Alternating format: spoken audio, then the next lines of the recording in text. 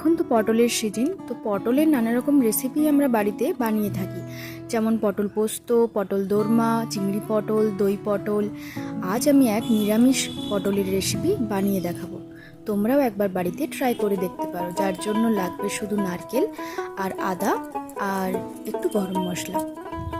প্রথমে নারকেলের দুধ বের করার জন্য নারকেলকে কুড়িয়ে নিয়ে নারকেল গরম জলে নারকেল কোরানোটা দিয়ে সেটি কিছুক্ষণ রাখার পর ছেঁকে নিলেই নারকেল দুধ রেডি।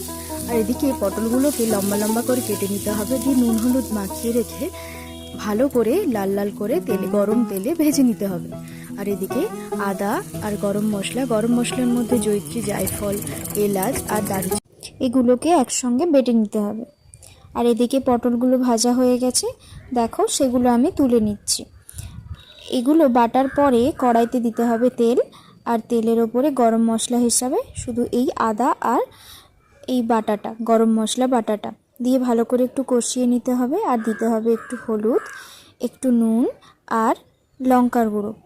আর ওই যে বাটনার জলটা, ওটা দিয়েই ভালো করে কষিয়ে নিতে হবে। আর সেদিকে যে বানানো রয়েছে দুধটা, মানে নারকেলের দুধ, সেটা দিয়ে কড়াইতে দিয়ে দিলেই তারপরে যখন ওটা ফুটে উঠবে, কিছুক্ষণ ফোটার পর যখন ঠিক হয়ে আসবে তখন দিতে হবে পটলগুলো। তারপরও কিছুক্ষণ ফুটিয়ে নিয়ে দেখো আমিও করেছি এইভাবে।